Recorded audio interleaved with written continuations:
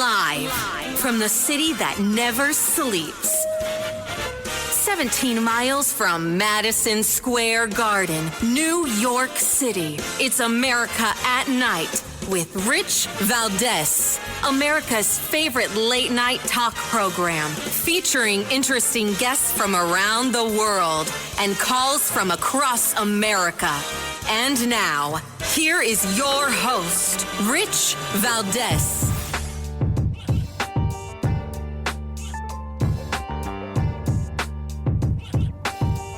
Hi there, good evening, and what's up, America? Happy Friday to you. We're live, we're national. My name is Rich Valdez, Valdez with an S, at Rich Valdez on all of the social media. Happy to be with you this Friday night. And our phone number, if you want to join us on our late night national town hall conversation, give me a call, 833-482-5337, 833-4-Valdez. And let me tell you, ladies and gentlemen, the gloves are off. And by that, I mean, we may never know our American political system the way we used to ever again. We may never see it the same way again. And I think that's probably a good thing. I think for a long time we were blinded. We were blinded by things shrouded in pomp and circumstance and collegiality, or I would say fake pomp, fake circumstance, and fake collegiality. This artificial hoity-toityness. And what am I talking about? I'm just talking about the idea that we've been sold this bill of goods that bipartisan was a good thing. And it could be in certain cases. It can be a very good thing, right? Like, I mean, just imagine if a commander-in-chief, a president of the United States was elected and said, you know, I want to have X, Y, and Z serving my candidate. And there was a bipartisan approach to getting these people approved in the Senate, right? That would be great.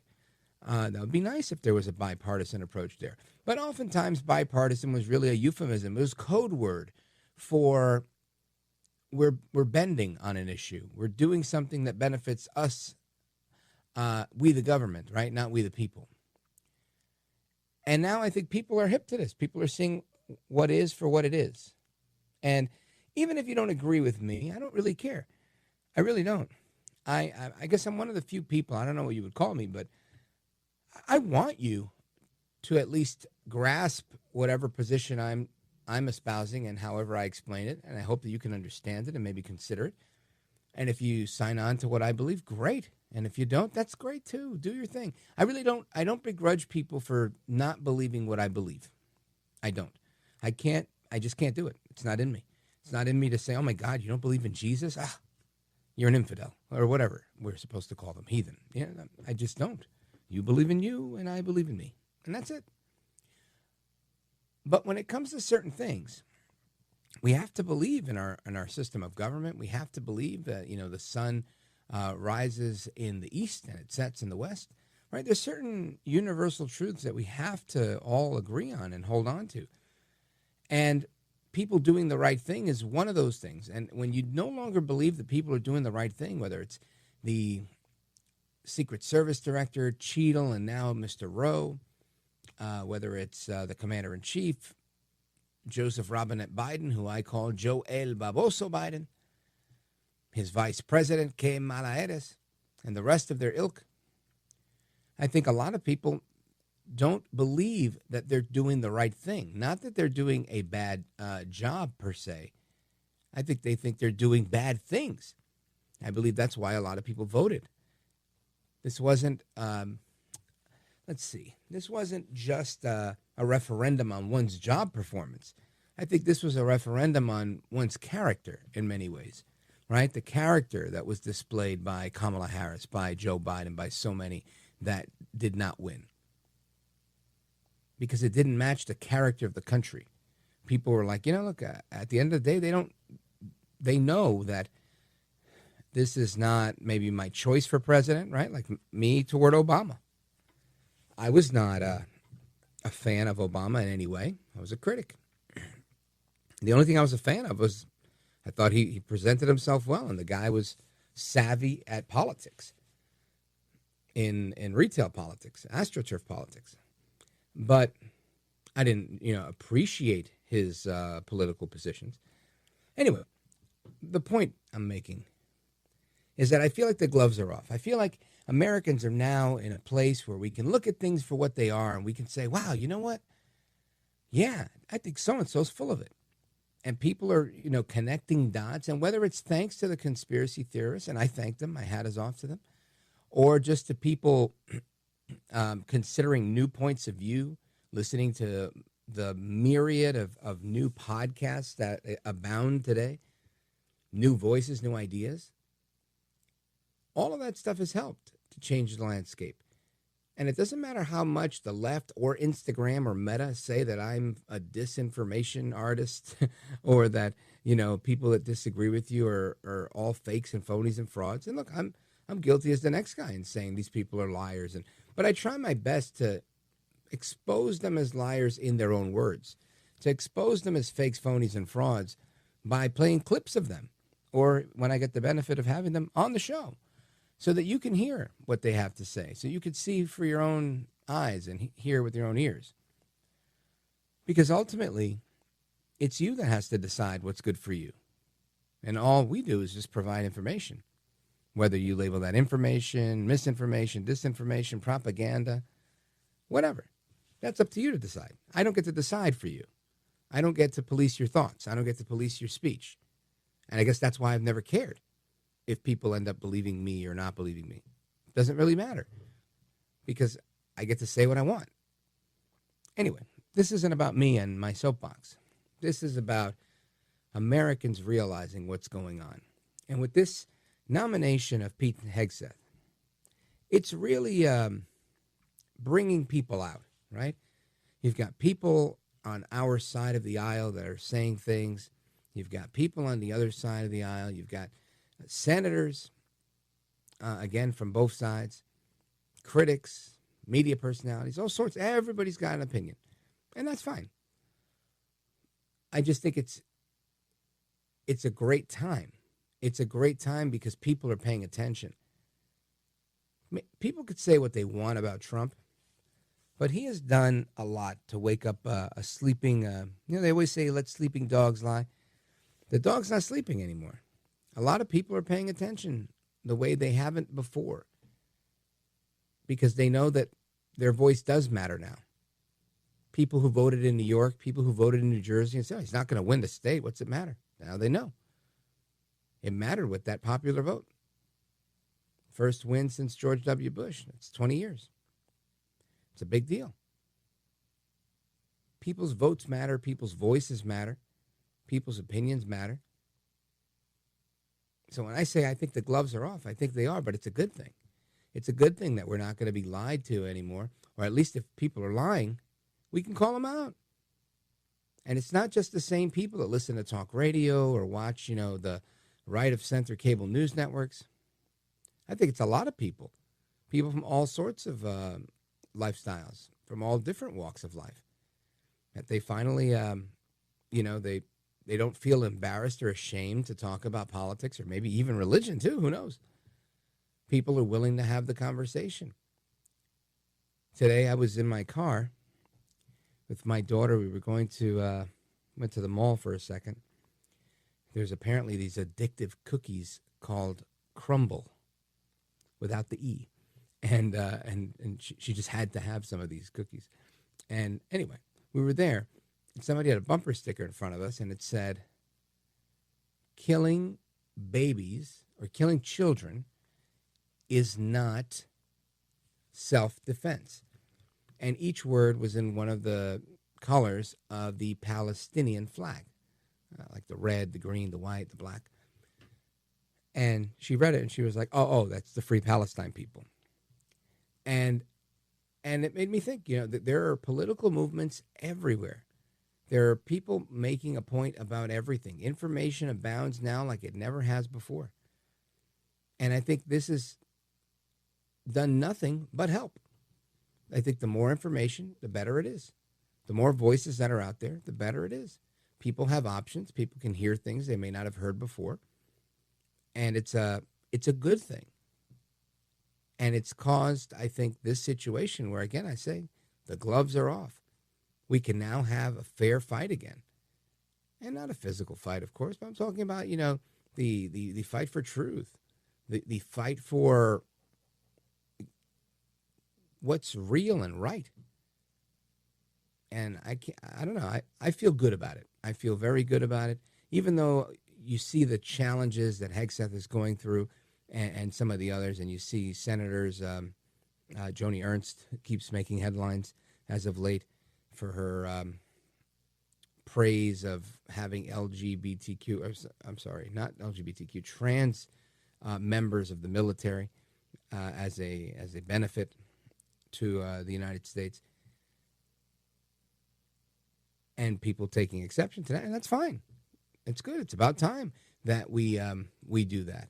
I think for many years, Mitch McConnell would say crazy things, and he would just get away with it because he had cover from the media. He had cover from some Republicans that were allies of his, and it was just like, well, you know. And you're already fooling the other half because the Democrats think, oh, he's a Republican leader. He must be okay. But now more people are seeing it, you know. I think 8-9 years ago when I would say things like, I can't stand Mitch McConnell, people would look at me like, you know, what's wrong with you? I thought you were a Republican. Now I say, I can't stand Mitch McConnell, and people go, oh, yeah, I guess, yeah. Right? The needle has moved. Probably why he's not running for leader again. That and, you know, his health and his age and his acuity and all that. But it's a great time to be alive. So I'm looking forward to seeing President Trump's people confirmed. I'm looking forward to the movie playing out, right? And I say movie because one of my frequent texters always says, it's a movie, get your popcorn. And I think he's nuts for saying that. But it's a tongue-in-cheek slight at him. In love, of course. Anyway, I want to continue our discussion because, you know, whether it's the media in the news or the media in Hollywood, there's a lot going on. And I want to have a little bit of a discussion on Hollywood straight ahead as well. So keep it locked right here, folks. We've got a live show for you tonight. 3 hours. You don't want to miss it. I'm Rich Valdez, coming right back. This is America at Night with Rich Valdez.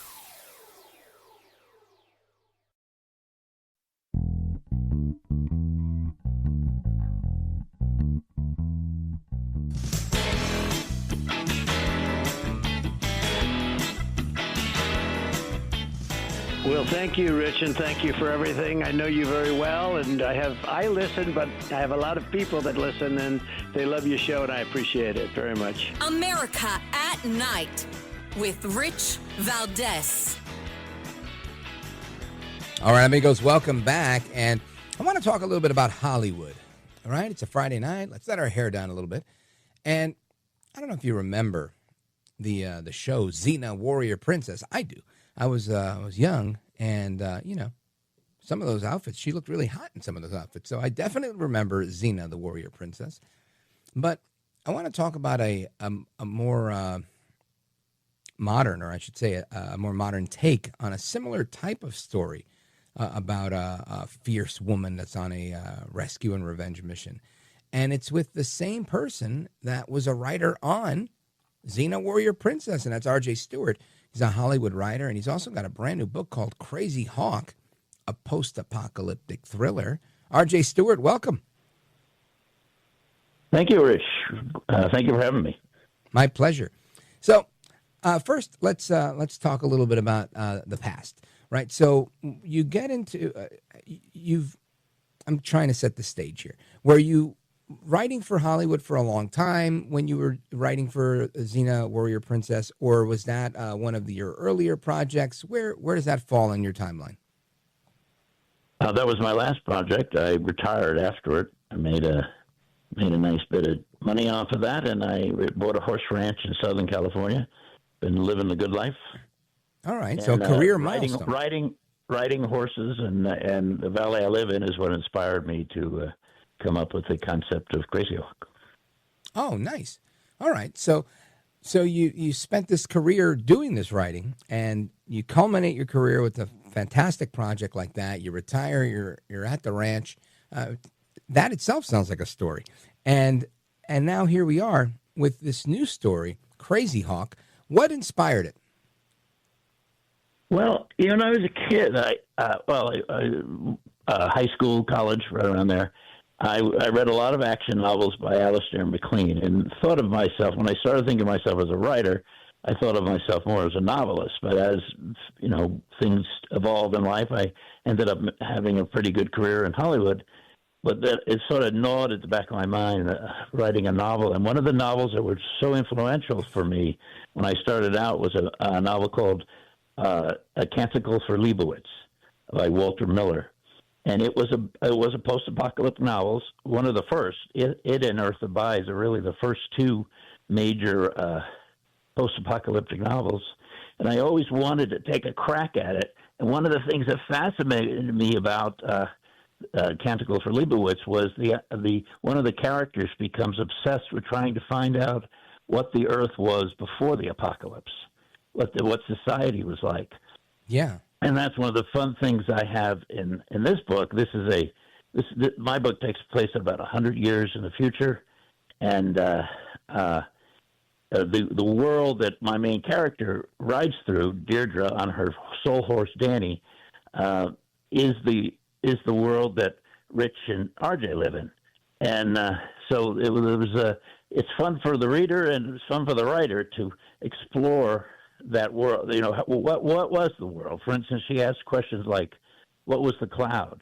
Because the cloud is gone, but they have some books, some papers, some magazines they find, and they keep these as treasures as they try to decipher what the world was before the breakdown, I call it.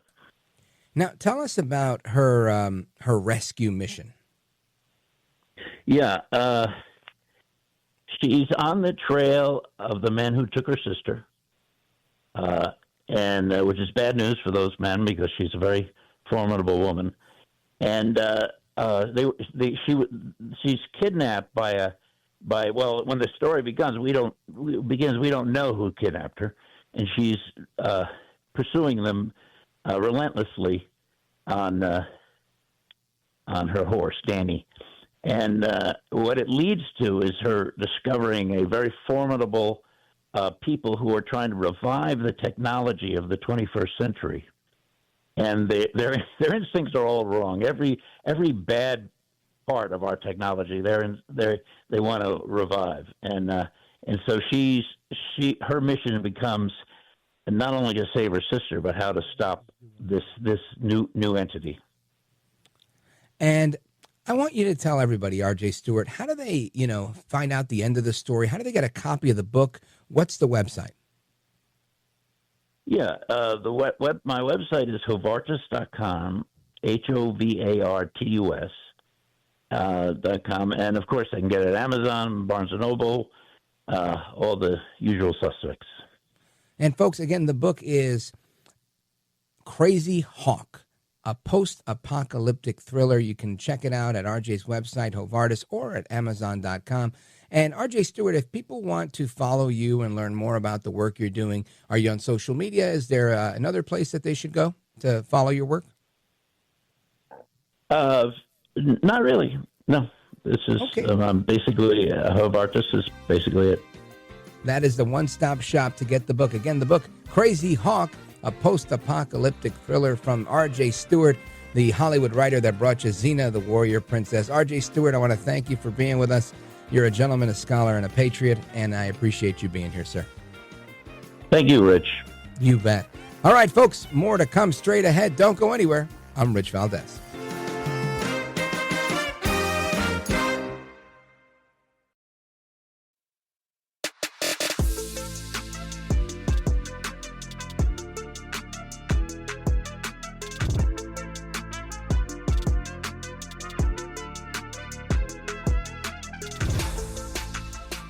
Call now, 833-4-VALDEZ. That's 833-482-5337.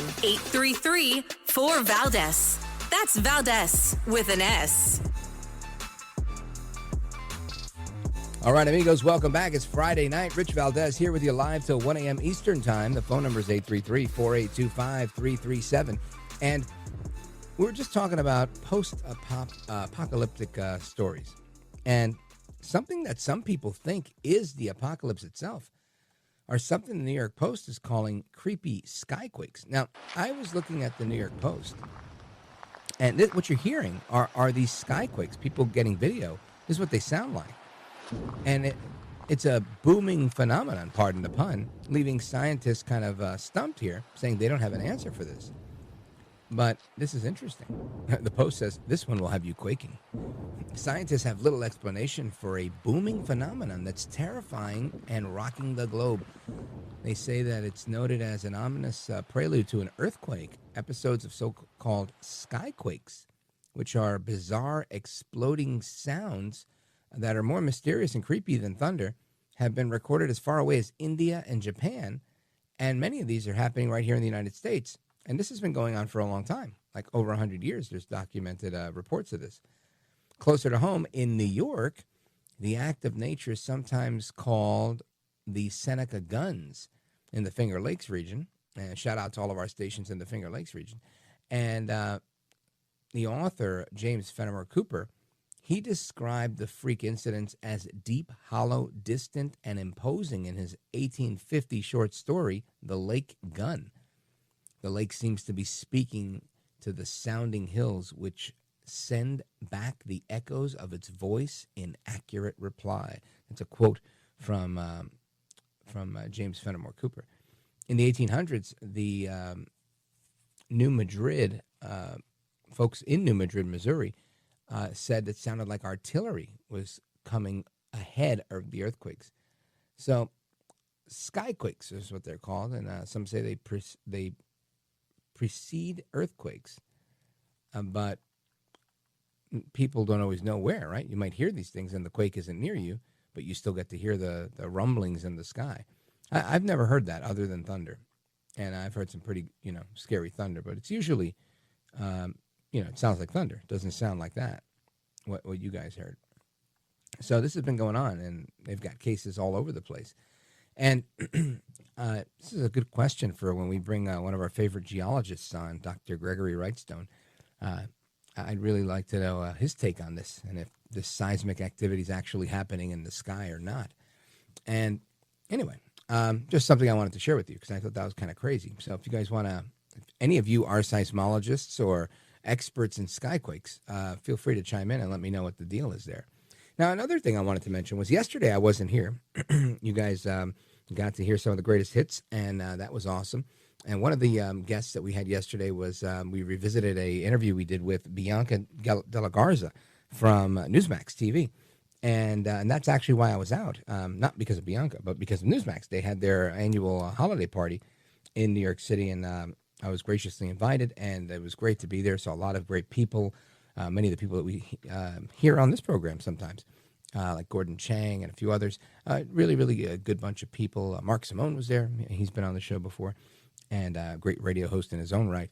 And really so many other people. John Tobacco from Wise Guys, and before that he was on a show called Liquid Lunch on Newsmax. Anyway, it was a good time, so quick shout out to everybody at Newsmax, the Newsmax Familia, great people, Chris Ruddy, and the rest of the gang. And I also wanted to talk about, let me see, there was another clip that I wanted to get to here with some of the news, because there's been some news over the last couple of days that I haven't quite been able to, we talked about it, but I didn't get to give you all of the everything I wanted to give you. But before I get into those things, there's something that's a pressing matter that I really want to get to you. And it's former President Barack Obama. He was yesterday at the Democracy Forum in Chicago and saying some interesting things, criticizing Republicans, saying it's Republicans that are rigging elections and whatnot. And I want you to hear what former President Obama had to say about Republicans being the ones who are actually rigging elections and weaponizing justice. There are going to be times potentially when one side tries to stack the deck and lock in a permanent grip on power, either by actively suppressing votes or politicizing the armed forces or using the judiciary, the criminal justice system to go after opponents. And in those circumstances, pluralism does not call for us to just stand back and say, well, I'm not sure. That's okay. In those circumstances, a line has been crossed, and we have to stand firm. The line has been crossed. This is why I'm telling you the gloves are off. He's right. A line has been crossed. People are now aware. People are willing to say, you know what? I think you're full of bleep. That's it. And they're not afraid to say it. They don't care about decorum. They don't care about, how could you say that? How dare you? Right? The Greta Thunberg righteous indignation is out the window. And I tell you, that's a good thing. It's a good thing when you could tell somebody, nope, too bad, you're wrong. Right? And you can still have your discussion, but you're allowed to take your position. You don't have to make your bones about disagreeing with something. You don't have to be some sort of career politician, right? That was always the farce that they've pushed for many years. They're doing it now. Oh, this is Kash Patel. He's horrible. He doesn't have the experience. Come on. First of all, Kash Patel does have government experience. He has been a bureaucrat. He's been an appointed person. And yet they still want to crap on the guy. Why? Well, because they don't like him. They don't like his politics. So they come up with these stories saying he's not qualified. But, I mean, as a federal public defender and a federal prosecutor, he's tried more than 60 jury trials. That's a lot more than some others that I've spoken to. And he's a younger man than me. So to that I say, come on, does that bar him from being qualified to run the FBI? I don't think so. I think it only helps. But Obama didn't stop there. Obama kept going, talking about democracy. And as I'm saying, the gloves are off. I think he agrees, and that's why he's hitting so low. Obama says that this election just proved that democracy really doesn't matter to Americans. Listen to this. Talk of bridging our differences when the country and the world seemed so bitterly divided felt like an academic exercise. It felt far-fetched, even naive, especially since, as far as they were concerned, the election proved that democracy is pretty far down on people's priority list. I would say it actually proved the exact opposite, Mr. President. Why? Because people voted, right? Trump's, I think, at 77 million or something like that. A lot of people came out in this election. I'd never had to wait online. I live in a tiny little town, and in the years I've been here, I've never, on any election day, presidential election days, I've never waited online to vote. I waited online for about 10 or 15 minutes. I was in and out in 30 minutes for the whole process. That's never happened before. It's usually a 5-minute process. So you're going to tell me that people didn't exercise their right, their democratic right, to elect their leader? Sure they did. We had huge voter turnout. Maybe your voters didn't turn out. The ones that you yelled at, the ones that you scolded when you said, I want to talk to let me be clear, I want to talk to the brothers, right? Remember that? He said that. He said he wanted to talk to the brothers. This one here is for the brothers, right? He wanted to talk to black men and say, I don't know, word on the street is you guys might vote for Trump. And guess what? A lot of them did. And even worse, my brothers, los hispanos, los latinos, right? The Hispanics, the Latinos came out big time for Trump. 50-something%, 53, I think is the final number. Obama must be very upset. Sorry, Mr. President. Anyway, Obama didn't stop there. There's more, but I'm going to wait. I'm going to take a pause, and we're going to come right back. I want you to hear what he thinks we need to do if democracy is actually going to survive. He says we need pluralist principles. Sounds like populism, but on the other side. Don't go anywhere. This is America at Night with Rich Valdez. Call now, 833-4-VALDEZ. That's 833-482-5337. 833-4-VALDEZ. That's Valdez with an S.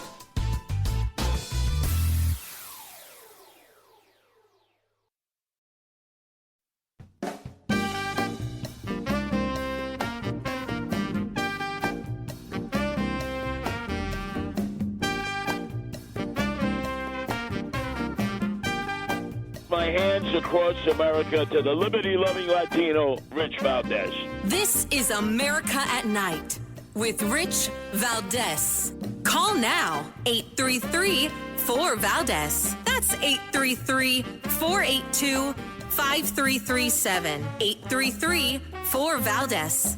That's Valdez with an S. Can the idea of pluralism work in the current moment? And for that matter, is the concept even worth saving? I believe the answer is yes. I am convinced that if we want democracy as we understand it to survive, then we're all going to have to work towards a renewed commitment to pluralist principles. Because the alternative is what we've seen here in the United States and in many democracies around the globe.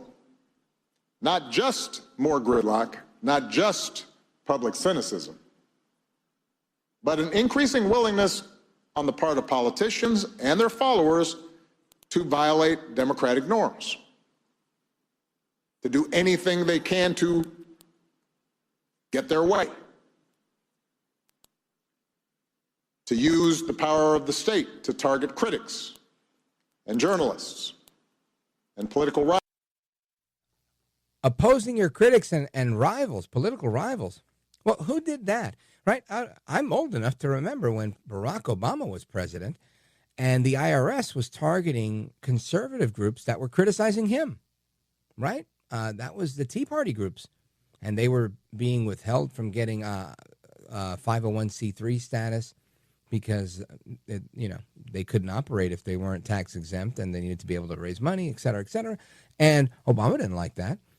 So he came out blasting, right? He used the power of the state to go after his political rivals, exactly what he's describing. Now, do you think he's being autobiographical and describing himself? I don't think he is. I think he's trying to say that it's Republicans that are doing that. And he's talking about all these platitudes about pluralism and being able to get along with people we don't agree with. I do that every single day. Every single day. And yeah, I lose my cool sometimes. That's fine. We're people. But come on, President Obama. People aren't as dumb as you think they are. They proved it in this election. They made the right choice. Go ahead, play the tape. Violence. And to even resort to violence in order to gain and hold on to power. Violence to gain and hold on to power. Well, let's see who did that. I seem to remember the riots of the George Floyd time of the lifetime, right? Remember that? That was an interesting time in the world. The Antifa riots, remember those? I remember lots. Now, of course, there's somebody listening going, Rich, you can't be so dense. Surely you remember the January 6th insurrection. Oh, yes, I do. And from the amount of video I've watched on that and people I've spoken with and interviews I've conducted of journalists and others, the only thing I can say is that this was a very well orchestrated fiasco where you had police that were clearly not protecting what they had to protect. You had people, despite, there might have been some people there trying to do something that they weren't supposed to do. They weren't really stopped from doing anything. They were welcomed into the Capitol building. And poor little old ladies and others that were, charged with parading, and they were held in jail and arrested. And, and some people were egregious in what they did, but not by and large the whole group. And to try and paint all the people that were there as somehow some sort of radical crazies. I mean, I guess, in the words of Rahm Emanuel, his former chief of staff, you never let a good crisis go to waste. So that's what they're doing, right? It's what they do. They like to throw stones here. But I think people see through that. Ultimately, they realize they're like, most people on that side of the aisle, the Democrats, they don't know 3 people that attended January 6th. They don't know these people. Many of us don't know people that did these things. Now, some of us know people that were there. We don't know the people. I don't know. I've never met somebody that's like, oh, yeah, that guy, what's his name, Jacob Chansley? The guy, they called him the QAnon shaman, the guy with the horn hat. I don't know anybody who's like, oh, I know that guy. Yeah. I've never met anybody who knows. These are not known people. These are people that were there of their own accord doing what they did. And that's the point I'm making. He talks about pluralism. There were people from all walks of life there that were dissatisfied with certain things, namely the election and the weaponization of government offices against that election and that candidate and that incumbent president. So I don't know. I don't think anything Obama is saying here, former President Obama is saying, none of it holds water for me. But those are my thoughts. I'd like yours. We're going to get to your calls right now. The phone number is 833-482-5337. We've got calls from Pennsylvania, Wyoming, Montana, and more. Don't go anywhere.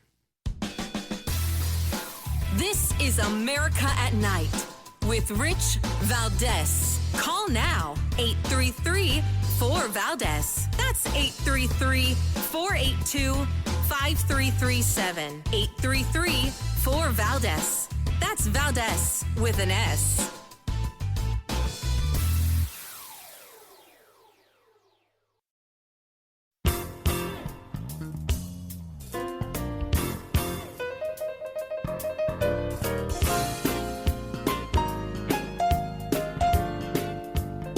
Rich Valdez, who again will do a fine job, and I know you'll enjoy listening to him. This is America at Night with Rich Valdez.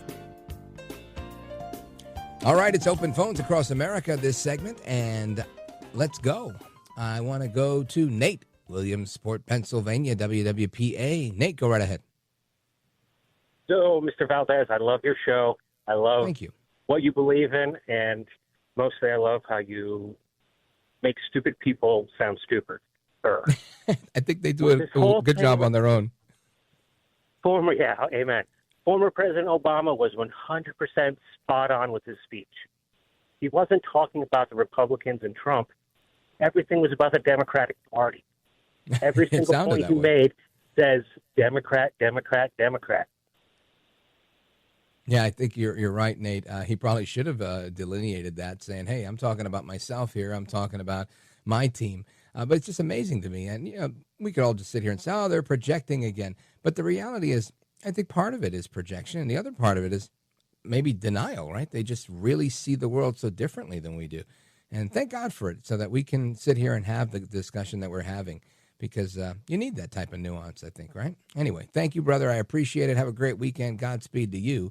Let us continue. I want to go to Ken. Ken's in Sheridan, Wyoming, KRLE. You're on with Rich Valdez. Hey, Rich. It's good to be on your show. I was calling in reference to, you're welcome. I was calling in reference to the big loud noise in the sky and how it supposedly precedes earthquakes. Well, some years ago I was in geology class, and during lecture, I remember my prof saying that right before an earthquake, the ground should go through some microfractures as it reacts under the stress before the big earthquake, and that should cause the ionosphere to become energized. And maybe now, let me ask you, there. Before you continue the explanation of the tectonic plates in the sky, or the reaction in the sky to the plates, why were you studying geology? Are you a geologist? Well, I bounced around a lot between my degree paths. I ended up becoming a civil engineer. Took a while, but yeah, that involved a lot of science. I didn't hold back on taking the arts either, though. So, but anyway, so. Yeah, I don't know many people that actually studied geology, so I appreciate that, Ken, and I really appreciate you taking the time to call, because I think you might be our only listener out there that's done that. And if you're not, the rest of you guys need to call in too, right? Everybody needs a geologist every now and again. Kenneth in Sheridan, Wyoming, thanks, brother. Shout out to KRLE. I appreciate you tuning in. I appreciate the call even more. Folks, we're coming right back. More to come straight ahead. Carla, Otis, Frank, give me a little bit. I'm coming right back.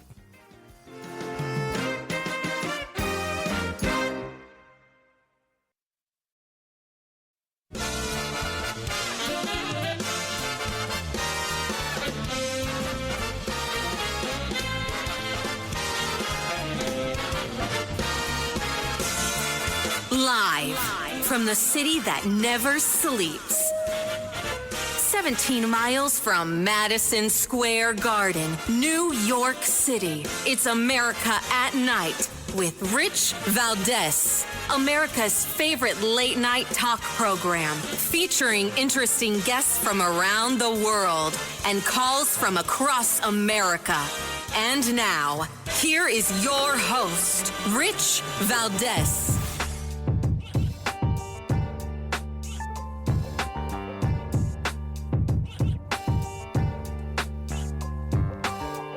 Hi there, good evening, and what's up, America? I am Rich Valdez, Valdez with an S, at Rich Valdez on all of the social media.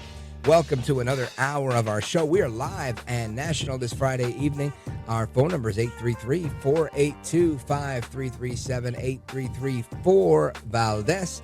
And a few things I want to get into tonight, and there's plenty to discuss, a lot of news that broke today. Here in New York, Daniel Penny, he's the retired Marine who was on the subway and choked somebody out. And after, he was threatening people on the subway cart.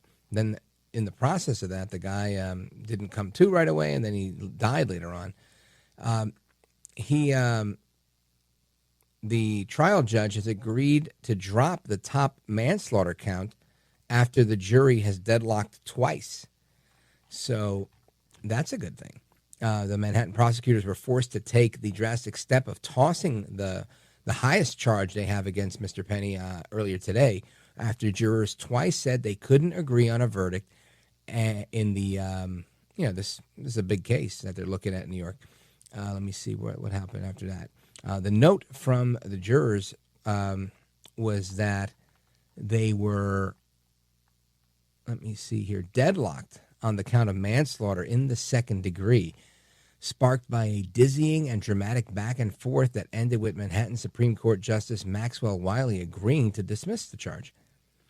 He said, "I'll take the chance and grant the people's application," Wiley said, instructing the jury to return Monday and deliberate the charge of criminally negligent homicide, which carries a lighter sentence. Whether that makes any difference or not, I have no idea, but I'm going to be direct with you and focus your deliberations on count 2, he said with a touch of deadpan humor before telling them, go home and think about something else. And this is, again, you're a miscarriage, I think, of justice, but it is what it is, right? I mean, this is the case. This guy was not charged. They agreed not to charge him. Then upon looking at it, they said, let's charge the guy for political reasons, not for issues of justice. And the attorney representing Penny, Kneff, I think I'm saying his name right, Kneff, really sharp lawyer. I'm actually going to be at an event with him pretty soon, like next week somewhere in Queens, New York. So I'll let you know how that goes. Maybe we'll have him on the show if he's got the time. I know he's involved in a big case, so he may not have the time. But anyway, yeah, just interesting to see how this is playing out. One of our favorites here, Councilwoman Vicky Palladino from Queens. It's actually her Christmas party that I'm going to. She tweeted the other day that she was in the courtroom, watching the trial. And she gave a little bit of the play-by-play on, what her thoughts were. And it was really eye-opening, I thought, because, you don't always get the take of somebody that's there or isn't there, right? You just get the take of a reporter. And you kind of go with whatever the reporter's reporting. But sometimes we have the benefit of seeing what somebody's talking about. And I have what she wrote right in front of me. She says, I attended the closing arguments in the Daniel Penny case today to support Daniel and his legal team. What I witnessed was a travesty like I've never seen before and didn't think was possible in the United States. I saw a despicable excuse for a district attorney stand up in front of the court and flagrantly lie for no other reason but to destroy the life of a good man for the crime, air quotes, of protecting a train full of people from a violent, deranged bum. The fact that an angry, disheveled, spiteful woman like that can vindictively wield the law on behalf of our city is an embarrassment to our entire legal system. And it shows how nakedly and unapologetically political the Manhattan District Attorney's Office has become. Same office that went after Trump, by the way. Shame on us for allowing our once great city to descend to this level. I'd call it a clown show, but that would imply there's an element of humor to any of this. There simply isn't. I only pray that the jury can see through this charade to find Daniel Penny innocent. At least on that first count, he's not going to be convicted. Either way, the damage has been done, and the message is clear. The Manhattan District Attorney will not think twice about destroying the life of anyone who stands up to criminals in self-defense. We are to be ruled by the lawless. Alvin Bragg has to go. And that, again, is Councilwoman Vicky Palladino. And the first comment here under this post that she put is from Elon Musk, saying, wow, that's terrible. And I agree. It really, really is terrible. So that's the story with the Daniel Penny case. And we'll see how that ends up. Because these people will end up in history, right? They're going to be making history and precedent for this. Another few interesting tidbits of what's going on in history. Listen to this. Today's December 6th, 2024. But I'll get to what happened in 1998 in a minute. I'm going to take you through a little trip on memory lane over here. December 6th, 1865, the 13th Amendment to the United States Constitution abolishing slavery was ratified, just as Georgia became the 27th state to endorse it. How about that? A lot of things happened on December 6th. In 1907, the worst mining disaster in U.S. history happened. 361 men and boys died in a coal mine explosion in West Virginia. R.I.P. In 1917, 1,700 people were killed when a French cargo ship laden with explosives, the Mont Blanc, collided with the Norwegian vessel Emo at Halifax Harbor in Nova Scotia, setting off a blast that devastated Canada. Let's see. 1923, a presidential address was broadcast on radio for the first time as Calvin Coolidge spoke to a joint session of Congress. How about that? That's really cool, right? I think so. I'm a radio guy. In 1969, a free concert by the Rolling Stones at the Altamont Speedway in Alameda County, California, was marred by the deaths of 4 people, including one who was stabbed by a member of the Hells Angels Motorcycle Club, who was hired to provide security at the concert. In 1973, then House Minority Leader Gerald Ford was sworn in as president, succeeding Spiro Agnew. Again, December 6th. And December 6th, 1998, in Venezuela, former Lieutenant Colonel Hugo Chavez, who had staged a bloody coup attempt against the government there 6 years earlier, he was elected president. What a day. What a day in history. And when we come back, some of the things that might be causing ADHD, depression, and all that stuff. Yep, the usual suspects are back, but not in the way you would think. Don't go anywhere. This is America at Night with Rich Valdez.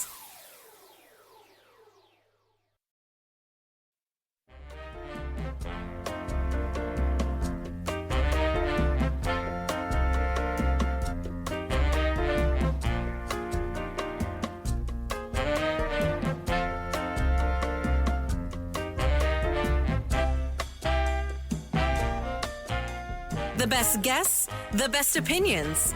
This is America at Night with Rich Valdez. All right, amigos, welcome back. Rich Valdez live with you till 1 a.m. Eastern Time. We're live, we're national. It's Friday night. Happy to be here. 833-482-5337, 833-4-Valdez if you want to get at me on social media. And I want to talk to you about, I've oftentimes shared with you that every now and again my brain goes all over the place, and you probably hear it on the air where I'll talk about one thing and then switch gears to a totally different topic and then come right back to that topic later. And, as if there were no rhyme and reason, and there isn't, because they call it ADHD. And ADHD and other, things that go on in one's brain are always questioned. They don't know what causes it. Is it too much red dye number 40, too much yellow number 6? Is it what we're eating? Is it our weight, our exercise patterns? Is it lead paint as a kid? Or was it driving around in that big station wagon with the wood on the side? back in the days when you were a kid, at least when I was a kid, that's what it was, right? My mom had a Ford Torino station wagon. This thing was like a tank. She actually, believe it or not, she had two of them. She had a yellow one and a green one. The yellow one was like lemonade colored, and that's the one that it was like just all yellow, I think.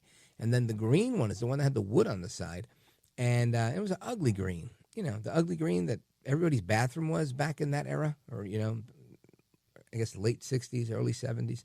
And we had it in the early 80s. And that was the first car that I'd ever seen her drive. I hadn't seen her drive a car before that. But I'm wondering, is it that? Because up until 1990-something, 96, there were still gasoline stations that were selling leaded gas. And some are saying the lead in the gas, just like the lead in the paint, might be what's messing up kids like me that are Gen Xers today. I don't know, but listen to this report.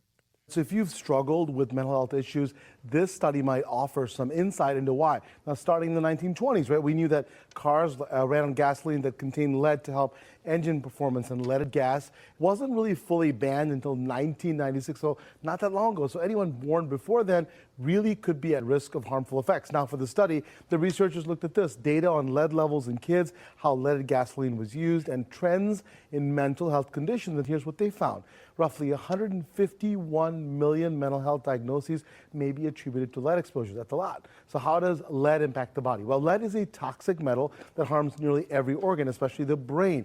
It interferes with how the brain develops and functions. This can contribute to mental health issues like anxiety, depression, ADHD. And the study found that Americans born before leaded gas was banned have faced higher rates of mental health challenges. And this Generation X, those born from 66 to 86, was hit the hardest. But it's not just diagnosable conditions. Lead exposure may also cause subtle changes in behavior or personality. So important stuff there. And again, these findings come from Aaron Rubin, a postdoctoral scholar in neuropsychology at Duke University. Him and some of his colleagues at Florida State University suggest that Americans born before 1996 experienced significantly higher rates of mental health problems as a result of lead, and likely experienced these changes in their personalities that would have made them less successful and resilient in life.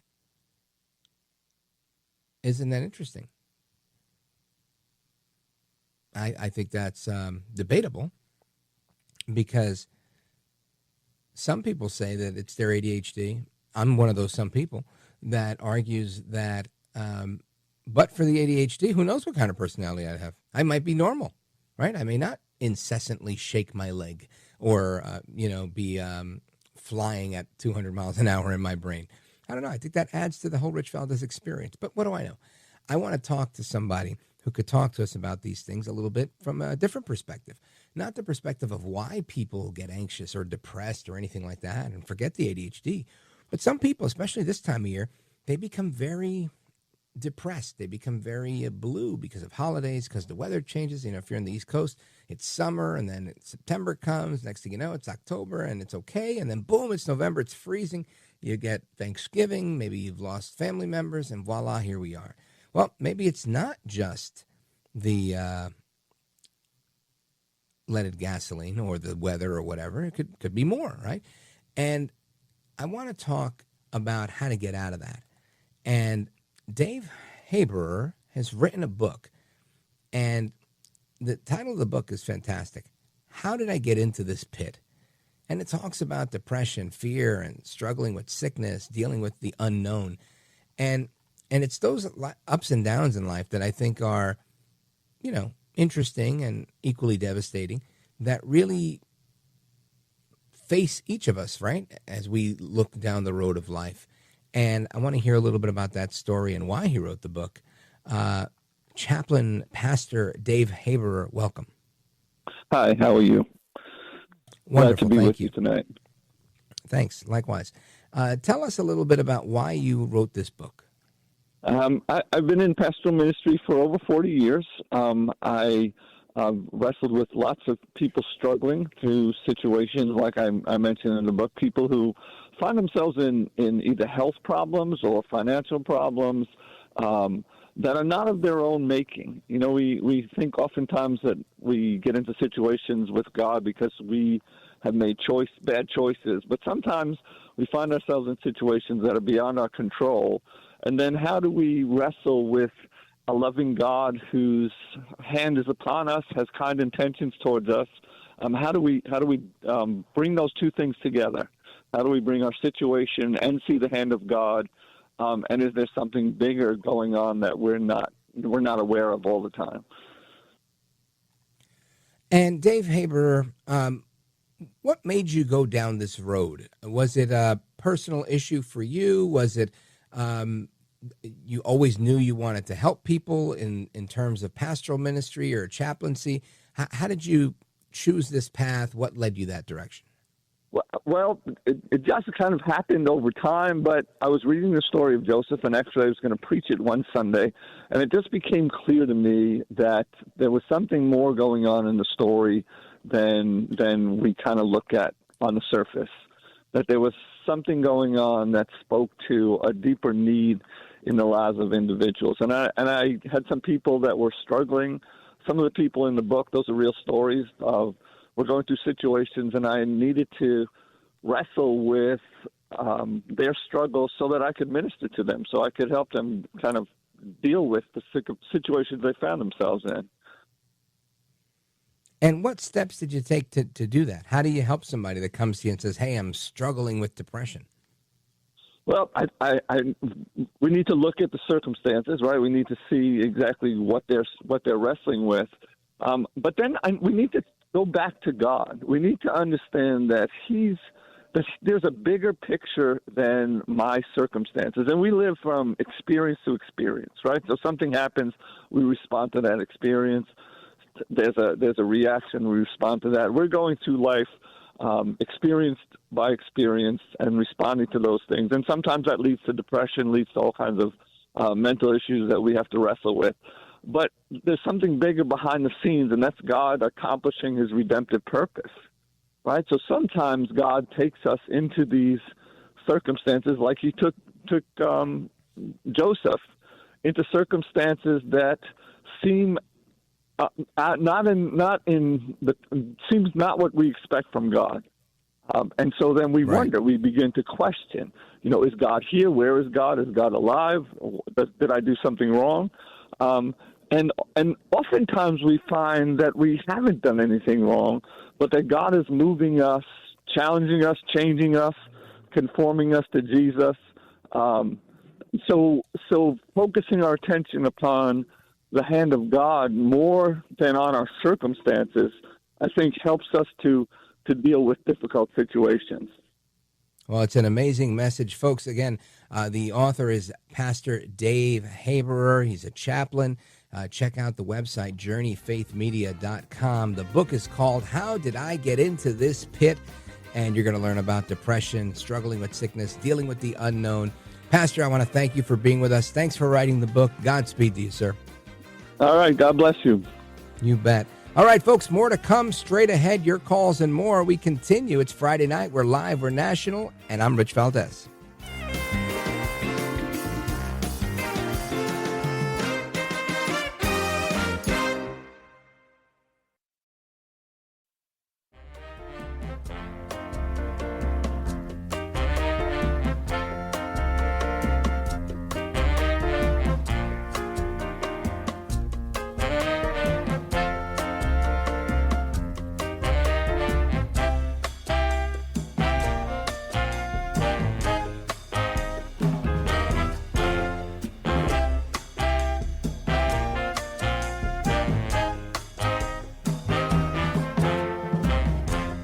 Now, 833-4VALDEZ. That's 833-482-5337. 833-4VALDEZ. That's Valdez with an S. We go back on the day of the murder. NYPD Commissioner Jessica Tisch saying that the suspect got all the way to West 86th and Central Park West with his bike. He loses the bike and hops in a cab that takes him up to 178th and Broadway. That's a Port Authority bus center where interstate buses travel to and from New York. Investigators believe this alleged killer got on one of those buses. We had them getting on a bicycle and riding into Central Park. We then later pick him up on 77th Street, exiting the park on Central Park West, still with the bicycle. Eventually, we have him on 86th Street and Columbus Avenue, walking. He loses the bike. And then from there, we have him in a taxi cab, and the taxi cab takes him up to 178th Street and Broadway, which, as we know, is a Port Authority bus center. Those buses are interstate buses. That's why we believe he may have left New York City. That's NYPD Chief of Detectives Joseph Kenney. Now, experts have called this suspect methodical and clever, but they also say that he makes mistakes, and it's up to investigators to find those mistakes and ultimately find him. That's why this manhunt continues tonight and most likely into the weekend, now out of state. All right, and that is a report from Fox 5 New York correspondent Richard Giacovis. Now, check this out. The killer, this is the, some are saying hitman, but he is the murderer who shot the CEO of the largest U.S. health insurer in the country, United Healthcare, Brian Thompson. He, as you heard, he fled in a number of things, and then he does the dip on the bus, which I thought was interesting. And they, I'll just tell you here, the FBI is offering a $50,000 reward for information leading to arrest and conviction. You've got the video that's been circulating for the last few days. Police feel like they're getting close, but obviously not, they're no cigar. And there's also a report on a backpack that was found. Listen to this. Those photographs that have been released show the suspected gunman wearing a backpack. Well, we can now confirm, according to the Associated Press and sources to Fox, that authorities have recovered this suspect's backpack in Central Park. So they found this backpack, and it's been 3 days now since this happened. They still don't know the guy's name or whereabouts or have a motive for the killing. But I'm not a detective, and I don't really play one on the radio, but I will today. And I'm going to say they've got video of this guy, both before and after the shooting. They have a shot of his face, and he's smiling. He's very happy to be there, wearing the hood that he was used in the video you've seen by now. And I'm going to say this guy strikes me as a liberal. Now, maybe I'll have to eat those words, but I don't think I'm going to. I bet you anything he is one of these people that was looking for Obamacare or upset with Obamacare, but rooted for Obamacare and probably lost a family member or couldn't get his gender transition approved by his health insurance or whatever the case is, and he's mad at this guy for some sort of personal gripe that he has, and that's why he killed him. Maybe I'm wrong. Maybe it'll be, say the guy was secretly gay and he was a lover of his. Maybe that's the case too. But I don't know. But it doesn't seem like he's some sort of right-wing militia. And if he was, they'd probably be saying that by now because they would love to throw anybody, under the bus. And once they get his name, trust me, they're going to say, here he is with a MAGA hat. But it'll probably be fake, phony, and fraud like it usually is. Then you'll look into his social media, look into his voter registration, and you'll find that I'm probably right. But we'll see. We'll see. I don't want to be as brazen as he is with my predictions here. But police have video of the man entering the bus station, no video of him exiting the bus station, leading them to believe that he left the city. And the investigators found a backpack in Central Park that was carried by the shooter. They found that on Friday, saying that there was a massive sweep in a vast area with lakes and ponds, meadows and playgrounds in a densely wooded section that they call the Ramble. The gunman made sure to conceal his identity with a mask during almost all of his time in the city, including during the attack. Yet he left a trail of evidence in view of the nation's biggest city and all of their security cameras. So as that continues to develop, I'll bring you the story. But I just wanted to give you that tidbit. Now, I want to get your thoughts on this. I know some of you have been on hold for a little bit. Thanks for your patience. Let me see here. Let's see. Let's go with Carla. She's in Alliance, Ohio, WHBC. Go right ahead, Carla. I'm here. Please speak. My question is, at the top of the hour, when you guys do your news feed, why don't you go to, like, something other than ABC? Well, here's the good news for you. I don't play the news. So when we're on a commercial and you're hearing whatever radio station you're listening to, it's your local radio station that's choosing that news based on a contract that they have.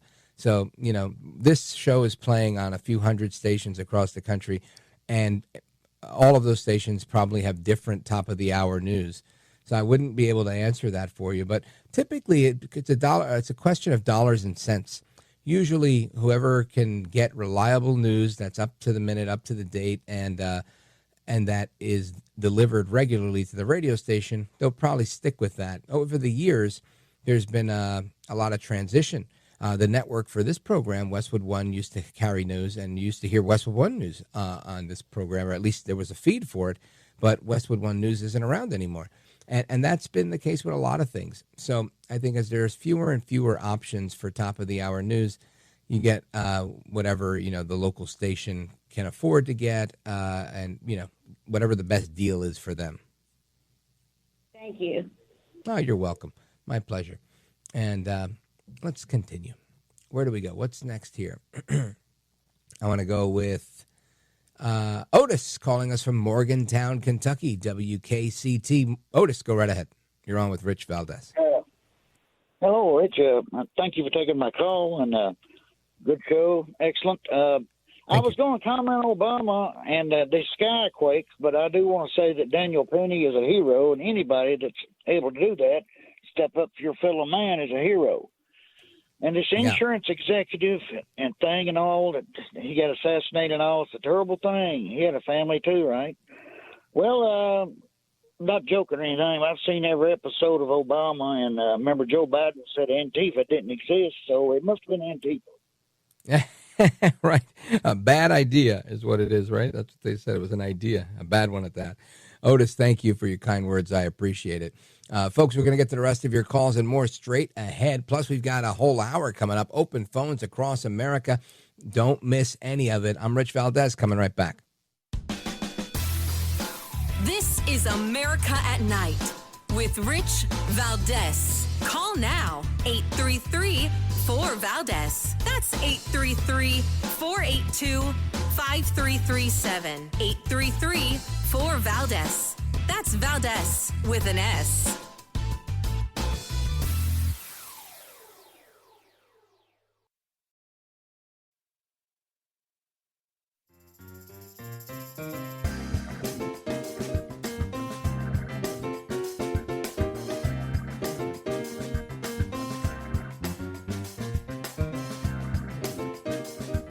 Call now, 833-4VALDEZ. That's 833-482-5337. 833-4VALDEZ.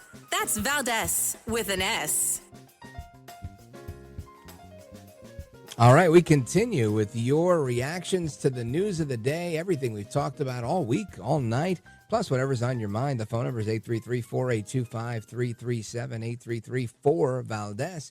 And where do I want to go? Right to the smack dab in the center of our beautiful country, Canton, Ohio, WNIR. Let us go to Debbie. Go right ahead. You're on with Rich Valdez. Yes. Hi, Rich. We're the heart of it all here in Ohio. Hey, I'm not a real hard right person or anything like that. Sure. I try to be balanced and everything, but I'll tell you what. When I saw that picture of that person that was supposedly shot, that CEO, first thing I thought, man, he's pretty. Yeah, I thought the same thing. That's the first thing. Where do you find guys that look like that? He looks like a girl. Out there. I'm going to put it right out there. How pretty. But that doesn't mean that all people that are pretty or, but the first thing I thought was, yeah, he got denied. That's just what I'm going to go with, okay? See? So you're backing up my hypothesis. Yeah. I'm just being normal like anybody else. That's all right. I was being normal, too. That makes two of us. Thanks, Debbie. Thank I appreciate you. it. That's all I had. Yes. God bless you and have a great weekend. Let's continue on that theme. I think that was a good theme. Let's go to where do I want to go? My man Joey, Big Joe, Salem, Arkansas, KSAR. Go right ahead. Rich, your premonitions and word of knowledge through the Holy Spirit always comes back just like myself. Now, I have some experience with United, though. When I put my mother in United the nursing Healthcare? home, no, they used United because they were the biggest over there. Well, No, I'm saying, are you talking about United Healthcare or United Airlines? United Healthcare. Perfect. The guy that they just killed. Here, well, yeah. Here's the deal. I got almost to the CEO, but only to the CFO, complaining about bills in the contract that weren't being paid. So hold on. You had a problem with United Healthcare. You were complaining to the CEO. You didn't get him. You got the CFO. We're not talking about you in that video, are we, Joe? No, you're not talking about me. Here's the deal. I believe pulling your leg. Look, I don't know the CEO, and I'm sure there's good people all the way up the ladder, but they have learned to say the right things to decline you and then get you to go ahead and pay it out of their estate. All right.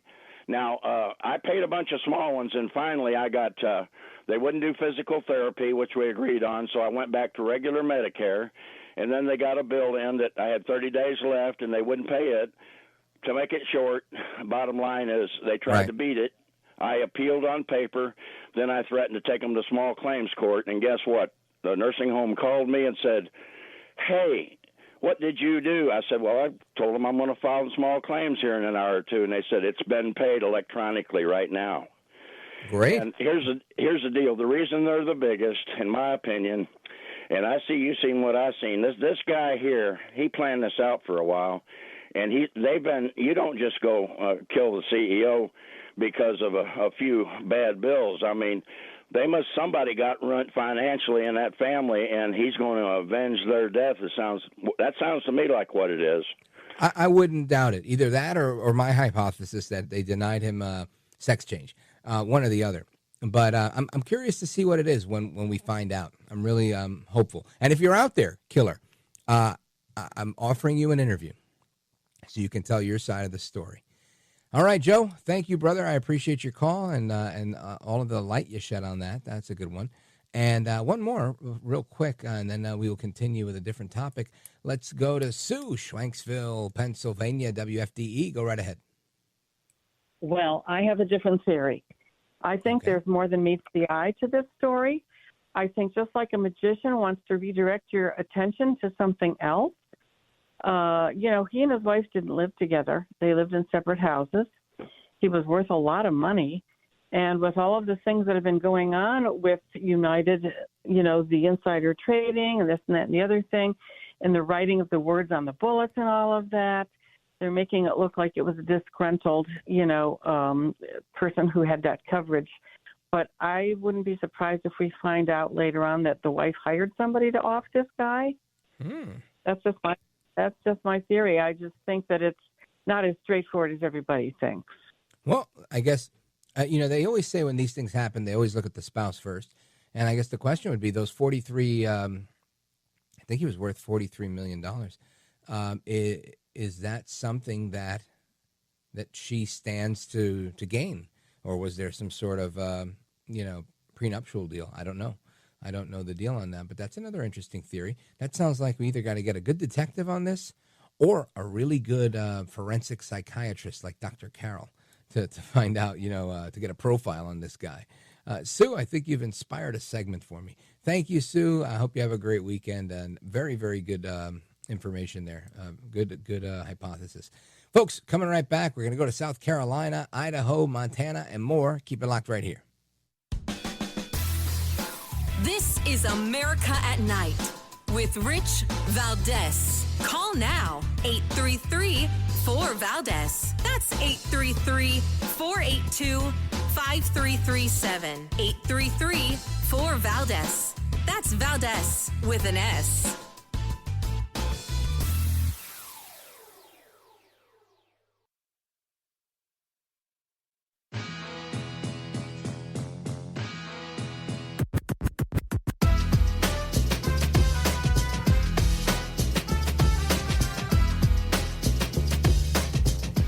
Now, 833-4VALDEZ. That's 833 482-5337. 833-4-VALDEZ. That's Valdez with an S.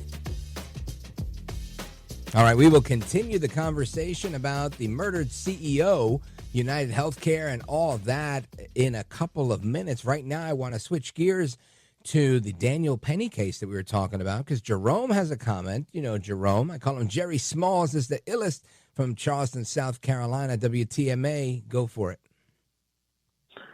Daniel Penny's a scumbag and a murderer, and I hope he gets what was coming to him, but he probably won't. He's just as big of a scumbag as that guy that shot the CEO in the back, okay?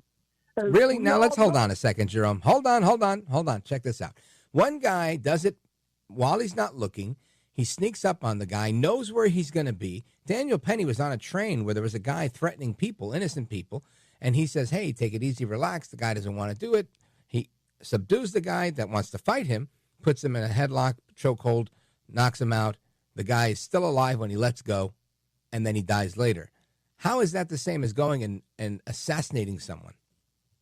They're both dead. He killed him. He murdered that guy. He choked him. Oh, that's like the guy saying a doctor that does malpractice is the same as one of these people. Come on. He's a murderer. All he had to do is just hold a guy. He didn't have to choke the guy to death. He's a murderer. He didn't choke him to death. The medical examiner's report came back and said that the guy was alive when they took him. He died later. Right. From the damn choking him to death. No. Black people don't get justice in this country like white people. This is just another example of it. I don't know. I think if that would have been a crazy white guy and a black former Marine might have held him down and done the same thing, I think the same exact outcome would be the same. Probably wouldn't even taken him to court. They probably would have said, yeah, no, the Marine was just doing his thing. I think you're off on this one, Jerome. America with 3 Ks. Always going to be America. As long as you see it that way, that's exactly how it'll be, brother. Oh, man, I wish you well. All right, we continue. Where do I want to go here? Let's go to Tim in Fort Walton, Florida on WGUF. Tim, go for it. It's actually Taryn, but I don't think you heard me. All right. But that's all good. It's all good. No, I just wanted to hear your thoughts on, the flat earth. You say you're a believer and stuff like that. And I've talked to a lot of Christians lately, and, they haven't really thought about that question. And I'm like, well, the Bible clearly states in Genesis that there's the waters above and the waters below and the firmament that's created. And then, it says the world or the earth is pressed like clay in a seal. And if you look at a seal, it's flat and it has valleys and ravines and all that stuff. And I just wanted to hear your thoughts on it, because I feel like that's like the biggest validation of God's existence. And I feel like the government already doesn't. Sure. What do you think about the imagery we have, satellite imagery, where it shows this big globe? Well, I think those are all just computer-generated photos. Got it. So you what about like when you're in an airplane and you kind of go up and you start to see, and then you don't see, and then you see clouds? How does that make you feel? You see that, but that's why they call it a horizon. Horizon means horizontal. Yeah. Well, it looks like you've got it all figured out, Tim. Tim says the world is flat, folks. Thanks for the call from Fort Walton. Folks, we're coming right back. Open phones across America with me, Rich Valdez, 833-482-5337. 833-4-VALDEZ. We've got California, New York, and more. Don't go anywhere.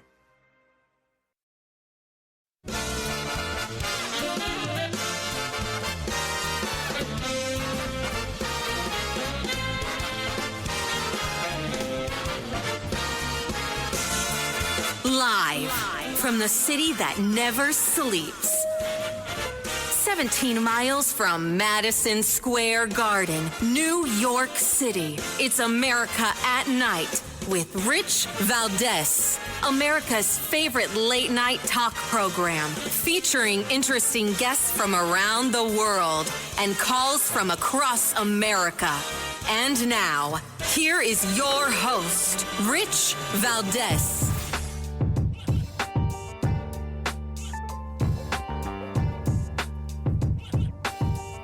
Hi there, good evening, and what's up, America? I am Rich Valdez, Valdez with an S, at Rich Valdez on all of the social media. Welcome to another hour of the program. We're live, we're national. It's Friday night. Happy to be here. I was off last night.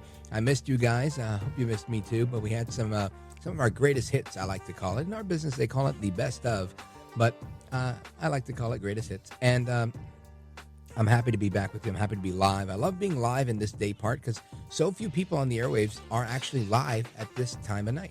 And it's really an honor and a pleasure to be here with you guys. Our phone number, again, 833-4825-337-8334-Valdez, if you want to join the conversation. And we've been talking about a lot of things, about Daniel Penny, the retired Marine who subdued a violent person on a New York City subway and used a chokehold. This guy passed out. Then he later died. Now they passed on charging him, and then they said, no, you know what? We're actually going to charge you. And they changed their mind, and now he's fighting for his life in there, basically. You know, they're trying to get him with murder. They tried to get him with involuntary manslaughter. Now he's looking at criminally negligent homicide. I don't think these charges are going to stick because it doesn't meet the standard, but that's what's going on there in New York, and one of those charges getting dropped. Then we also had some discussion about Pete Hegseth. That continues. We have some audio on that I'm going to play for you in a moment. We also talked about the CEO of United Healthcare and what was going on there. What's up with the killer? He's still in the wind, and I invited him to call into the show. And wouldn't that be something if we can get an interview with him? I mean, hopefully he's brought to justice, but I would love to hear his side of the story. And everything else that you guys want to talk about tonight, of course. We always have some interesting commentary. Let me see if there was a couple of items more that I wanted to add to the mix. Daniel Penny. Nope, that's that. Let's see. Blah, blah, blah, blah, blah, blah. We can move on from those topics. That's fine. All right. So I have a clip here. I have a clip of Pete Hegseth today.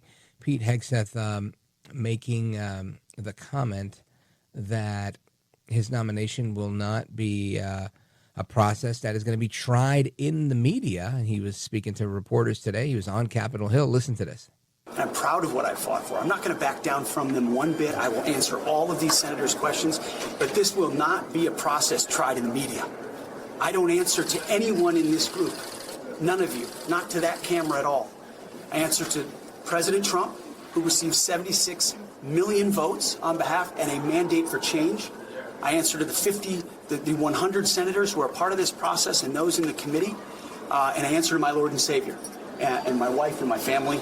I'm proud to be here. And as long as Donald Trump wants me in this fight, I'm going to be standing right here in this fight, fighting to bring our Pentagon back to what it needs to be. Well, amen. Praise God. Hallelujah. I love what you're saying, Pete Hegseth. That's what this is all about, in my opinion. And it's not about bringing in another general. It's not about bringing in another, like we always have, more of the same. This is about changing things, right? Bringing in the butcher, the baker, the candlestick maker. In this case, the citizen soldier, the clip he played yesterday. I forget what he called himself, the warrior. And that's what Trump wants. And I think that's the right way to go. Sometimes you need that, right? You need that. I got into radio because I wanted to get into radio. But I got my break because they were looking for someone to do production work that wasn't a radio person. They had gone with radio people time and again, and they specifically told me we were looking for somebody that's coming out of the political world, that has a background in politics. We'll teach you the radio stuff, but we want somebody who really has their finger on the pulse of the issues and knows this stuff to help us make the most robust show. And I said, well, I think I can help you there. I don't know anything about pressing buttons in a radio studio, but I do know a thing or two about, what's going on in the world, politically speaking. And it worked out. And here I am some 5.5, 6 years later, and thrilled to be here. Thrilled. So anyway, I say that to say I think there is value in bringing in the layman. There is value in allowing the people that we've written off all too often and putting them in the driver's seat.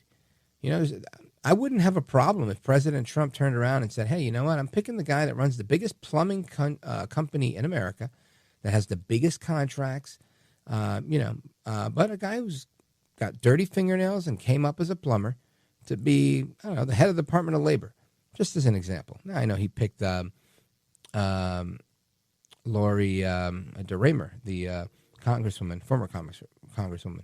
But my point is, I wouldn't be opposed to that because you need real people.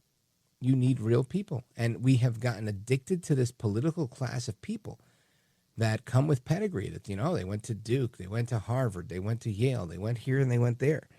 And I'm okay with somebody that didn't go to an Ivy. I'm okay with somebody as long as they have the qualifications. You know, if you're looking for a Supreme Court justice, bring in the right person. Maybe somebody that has experience as a judge. That would be a good idea. But we've seen that happen, right? George W. Bush, Harriet Miers. She wasn't a judge. She was a law professor. I think that was her angle. And it wasn't a thing, right? But Obama went with Elena Kagan, and it was a thing. So times change, right? Different strokes, different folks. I don't know that we're thrilled about Justice Kagan. But my point is, you need people. And not necessarily academics, but actual practitioners. And people that are doing the work, that have done the work. And, you know, Lloyd Austin is a general, and God bless him. But he seems more like a politician than a soldier. And I would say that's probably true for a lot of generals. So maybe the problem is hiring generals. Right? I mean, just a thought. If we have a civilian army that is supposed to be led, a civilian commander-in-chief that is the leader of our army, then, you know, maybe you should look at these things and say, you know, if we've already gone with these guys that are from the inside, let's try somebody from the outside. Hegseth is from the outside. Give it a shot. You're going to say the guy, he drinks too much and I don't know, he dated some girl or whatever the allegation was. Come on. This is nonsense. This is what they did to Kavanaugh. It's the same stuff over and over and over. Same thing they did to Trump. Right? Remember when they said Trump raped 19 women? Come on. Anyway, not yesterday, because I was at the Newsmax Christmas party yesterday, but the day before, we had General Blaine Holt on, weighing in on the Hegseth nomination and all the talk about, you know, putting forward DeSantis in his stead because he might be too hard to confirm. And he had some interesting things, and it was a great interview. If you missed it, go to richvaldez.com. You could hear the whole thing. But we've got a short clip of it that I want you to hear because I think it's right on point. Check this out. I'm guessing the administration's taking this seriously if they're putting Hegseth on the stand with Megyn Kelly. Or it's, you know, all right, you want a pound of flesh? Here you go. We're going to give you an interview. We're going to get in front of this. Either way, it's showing how serious they're taking his nomination and how serious they are in the fight to get him confirmed. What's your take? I think you've got this exactly right. The thing that I've learned about President Trump over years of kind of studying him and his teams is that if you jump in that arena with him, then you better fight. And you better not stop fighting until he tells you to stop fighting. And in Pete Hegseth, I admire him because he has taken that very seriously and to heart. Pete's going to get in there and he's going to mix it up with them. He's got no illusions about what the swamp has in store for him and what they represent and what they'll do. I do think, though, this isn't a party line thing. When Pete says that, well, maybe the Republicans will learn their lesson, it's the Republicans he's fighting. And it's the same guys that we've seen on TV countless times with Democrat administrations saying, well, the president should get who he wants. And so, you know, we'll be collegiate. Well, they're not being collegiate. In fact, they're doing the Mitch McConnell and they're digging in. And and if it's a war they want, it's a political war they're going to get because President Trump insists on getting his people. And if he doesn't, well, then those folks can look forward to primaries and MAGA Nation coming down on them like a ton of bricks. That, of course, General Blaine Holt, fan favorite here on the program. And I think he's right. I think he's there. He's supportive of Trump's pick. Another person that is supportive of Trump's pick is J.D. Vance. Now, I want to hear what you guys have to say about that, but let's listen to Senator Vance. Importantly, Pete Hegseth is going to get his appearing before the Senate Armed Services Committee, not a sham hearing before the American media. We believe that Pete Hegseth is the right guy to lead the Department of Defense. That's why President Trump nominated him. We're not abandoning this nomination. That's Vice President-elect J.D. Vance. And I want to go to Paul. Paul has some thoughts on this. Paul is calling us from Zanesville, Ohio on WHIZ Whiz. Paul, what's up, my man? Hey, good evening, Rich. Yeah, I hope I can convey this as well to you as I did to your call screener, because sometimes, it's a little difficult to say the same thing twice. But, with this Hegseth thing, come on, people. That is nothing more than the Democrats, back to the same old politics that they always do. Look at Nancy Pelosi. That woman was smashed, I don't know how many times. I don't know. Look at Kamala Harris. And that laugh. And I'm telling you, I've watched people that are on drugs and alcohol. I drink alcohol myself, but I don't make it a problem in my life. But I will tell you that this guy, he has the valor, like Trump does. He picks the right people. And then Obama, saying that, we're putting democracy aside and so forth. No, we're not. We, the American people, spoke. Okay, that's right. We're tired of the same old in politics. Yes, and I want to see America prosper. I'm tired of the same old, like the Democrats and Republicans. There's some in there too. I mean, look at Liz Cheney. But quit playing politics with the American people. We want results, man. I'm with you. We're tired of this. 100%, Paul. I think you're spot on with that. And thank you for your call. Hope you had a good Thanksgiving, by the way. Godspeed to you and the family. Folks, we're going to get the rest of your thoughts and comments as we return. And we're going to talk about Daniel Penny. We're going to talk about the Hollywood writers. We're going to talk about the flat earth, or is it round? And we're also going to talk about giving some money to Ukraine. I have a clip on that I neglected to play a couple of nights ago. And I think I'm going to a brunch that Speaker Johnson's attending this weekend, and he had some interesting comments on that. So keep it locked right here, folks. Rich Valdez coming right back. This is America at Night with Rich Valdez. Call now, 833-4-VALDEZ. That's 833-482-5337. 833-4-VALDEZ. That's Valdez with an S.